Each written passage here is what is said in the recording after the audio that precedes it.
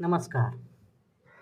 विज्ञान धर्म विश्व मंडळातर्फे श्री गणनायकाष्टकम स्तोत्रातील दुसरा श्लोक आज प्रस्तुत होत आहे. मौंजी कृष्णाजिनधरन् नागयज्ञोपवीतिनं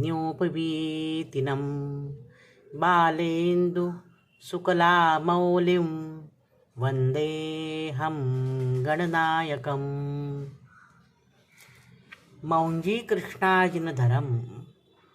मौंजी कृष्णाजिनधरम याचा अर्थ विशिष्ट प्रकारच्या मुंज नावाच्या गवतापासून तयार केलेले मृगचर्म म्हणजे वस्त्र त्याने परिधान केलेले आहे.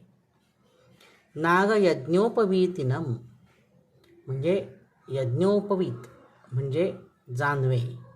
नागाचं जानवं आहे म्हणजे काय तर सत्ता, संपत्ती, प्रतिष्ठा आणि इतर विषयरूपी सर्प ज्याच्या अधीन आहेत.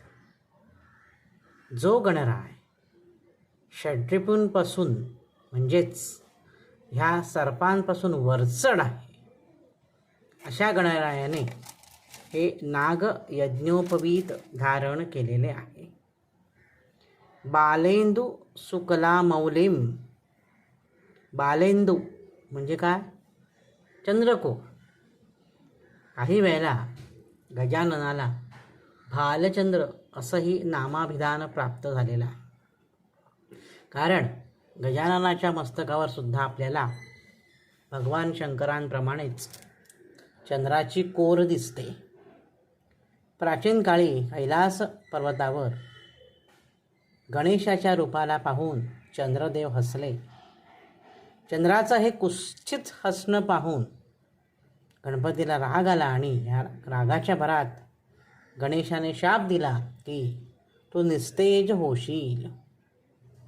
त्याप्रमाणे निस्तेज तेजोहीन झालेला चंद्र खूप भटकला, उद्विग्न झाला आणि गोदावरी नदीच्या दक्षिण तीरावर त्याला एक रम्य ठिकाण दिसलं.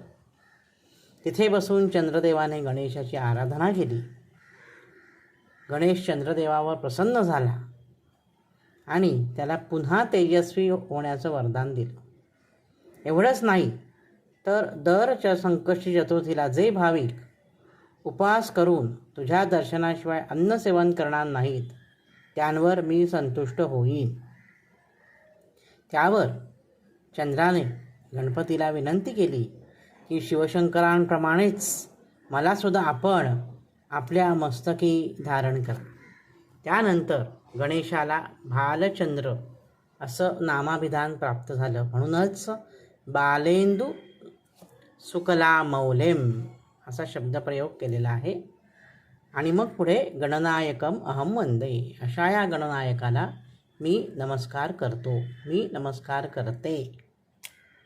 आजच्या भागात इथेच थांबतो. नवनवीन माहितीपूर्ण व्हिडिओ पाहण्यासाठी, ऐकण्यासाठी वैभव दादा ऑफिशियल हा माझा यूट्यूब चॅनल जरूर आणि जरूर सबस्क्राईब करा. धन्यवाद. गणपती बाप्पा मोरया.